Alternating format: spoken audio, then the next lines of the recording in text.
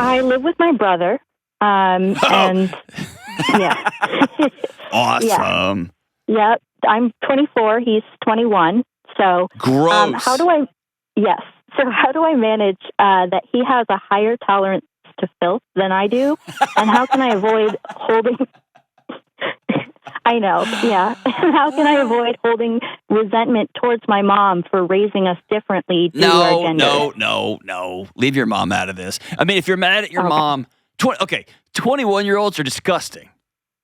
Yeah. They're just gross. Now, there's a whole group of 30-year-old men listening to this being like, I was clean when I was... Okay, good, great. Most of us were disgusting.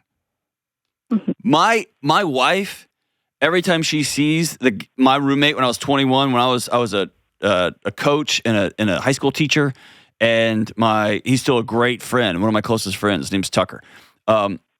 He was a salesman there in Houston. We lived together. My wife still credits him with raising me because he was actually clean and I was disgusting. Like I was feral. My mom raised a good kid. She did her best. I was just gross. And I've been around enough 21-year-old, like 21, they're just gross. It just is. Yeah. So let's deal with that problem. So and by the way, how you phrased it so delicately. How did you phrase it? He has a higher tolerance for filth. Higher tolerance to filth. Yeah. Well, I just think he knows that, like, if he doesn't take care of it for long enough, that I eventually will get sick of it. And You're giving him way too much credit. Yeah. It doesn't even enter his mind. Yeah. In college, when I was 21, my roommates and I, we would just go to Goodwill and buy new dishes. Oh, goodness. Really? Yeah, because it was $4 for like a stack of plates. And that was... Instead of cleaning them? Yep. But didn't you have to clean them after you got the donated Nope, ones? we set them outside. Like you have to understand, and when I think back to that, that's absurd. That's insane. That's wasteful. It's gross. It's all those things. Yeah. The alternative never occurred. I'm not cleaning that. Let's just go get some. $4. And by the way, we had no money. We're like splitting nickels and quarters. It just seemed like a better use of our time. Yeah. Yeah, you're giving him way too much credit. It was like 4 or 5 years into me being married before my wife was like, oh, you don't see that pile of clothes. And I was like, what? In the same way, I would be like, hey, you don't see that sketchy guy that just came in with your back turned in the restaurant. Like, I see him. Yeah. And so it's just I guarantee you he doesn't see it. I can't guarantee it. Let me say it this way. I mean, either he's a terrible human being and he's just doing this to stress out a sister, which is a whole other issue, or I can take the high road here and just assume he's like most other 21-year-olds and he just go bebopping through life and he didn't even notice it. Well, I think it's true that he doesn't notice it, but that's just frustrating for me because I feel like I'll ask him to do something and then he'll outright refuse and he'll say, because I didn't say please. But I'll say to him, like, how many times have I done it without being asked and I don't get a thank you? Oh, gosh. Because he's trying to say, hey, you're just my bratty older sister, and you're trying to say, no. In this environment, I'm your mother. Yeah. And that tension is not going to work. So at some point, you have to sit down and say, hey, I've been trying to be your mom. I'm not going to be your mom anymore. I'm not going to be our mom anymore. I'm your sister. And for this to work out for both of us, I need your help cleaning stuff up. And sometimes I'll say, please, just know I'm always grateful, but we got to do this together. And I'm sorry for acting like your mom. Yeah. And he'll probably go, oh, okay. And that's sometimes 21-year-old male way of saying, I'm sorry too. Or you can say, you have to say the words, I'm sorry, also. Right, or whatever. But he's being little brother. Just imagine y'all are 6 and 10. That dynamic never changes. You know what I mean? Yeah. It just is. And so just call it out and put it on the table. Yeah. I mean, it's just, he still calls my mom up and she'll say that I'm being mean to him. And she has always said that your whole life. Why would you expect it to change now? Well, because we don't live with her, and I don't see why he has to call her. But I guess, because if she's taken his side, a little mama's boy.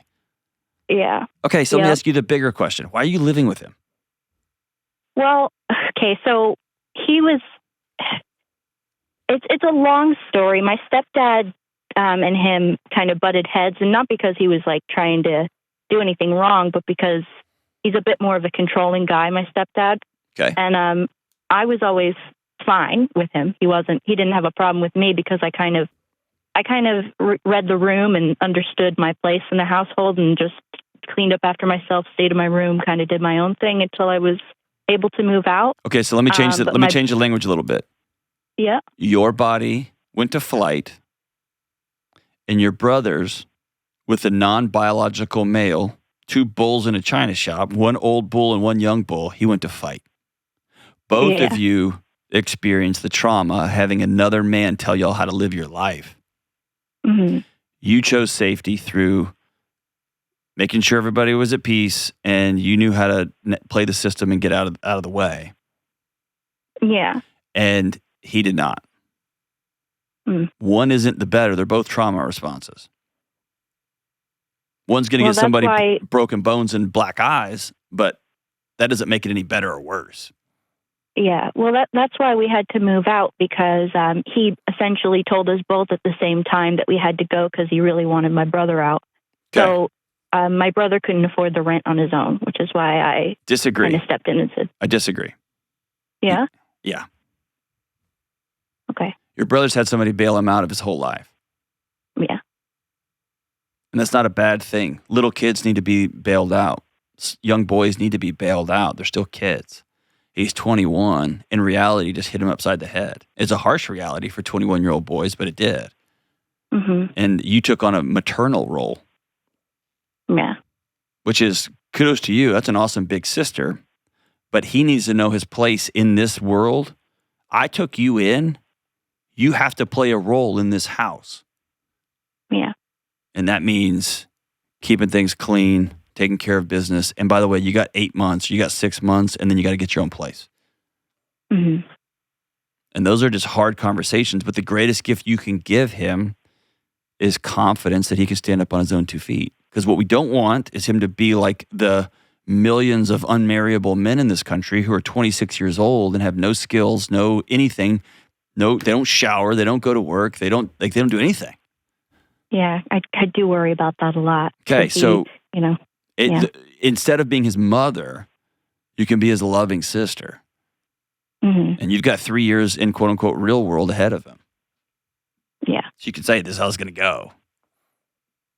Mm-hmm. And then, by the way, he may make some poor choices trying to figure out his pinballing through life because he sounds like he doesn't have a good male role model.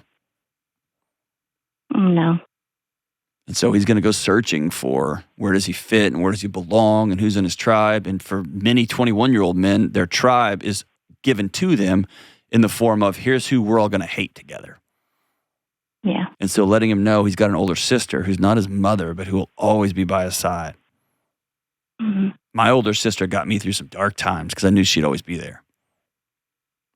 Mm-hmm. And my sister will storm the gates of hell on my behalf. I'm all choked up. My sister, like, heaven help the person who hurts her younger brother. Mm-hmm. And she's not my mom. Yeah. Right? Mm-hmm. And by the way, I just want to applaud you. Thanks for picking him up. Yeah. You've probably been picking him up most of his life, haven't you? Yeah. You're a good big sister. I would sit down and say, hey, we got to talk. Let's go. We're going to go chit chat. And I would tell him, hey, this is a growing up conversation for both of us. I'm no longer mom. I'm not wearing that hat anymore. Mm-hmm. I am your big sister. And I'm going to tell you some hard truth. And I will be your best advocate in this crazy world if you want to walk with me. Yeah. I'll tell you what girls want when you're trying to date them. I'll tell you what's dumb. I'll tell you if you look good in these clothes. I'll tell you if this is a good idea for going to college. Or I'll walk with you. Mm-hmm. But I'm not going to keep going into the weight room and taking the weight off the bar thinking I'm helping you get stronger. Yeah. And if you're going to live in my house, then you're going to pay rent. You're going to help clean up. We're going to have chore charts like we did when we were kids. Like we're going to do things that over time make us civilized. He doesn't have a Tucker who ended up being one of the greatest gifts that I ever received in my life. One, he's still a great friend. He's still one of my closest friends in the world. But he just had the courage to tell me, hey, you're gross. Clean this up. Stop. Disgusting. Why do you do that? And I was like, oh, yeah, you're right. That's repulsive. And that helped me become more marryable. And I'm grateful to him for that for every day. And I assure you my wife is too. So that's where I would start, Nicole. And man, you can go down the rabbit hole of blaming your mom for why she I'd stay out of that for now. You've been mad at your mom for a long, long, long time, and I wouldn't lump that in with your challenges with your brother right now. That's between you and a therapist.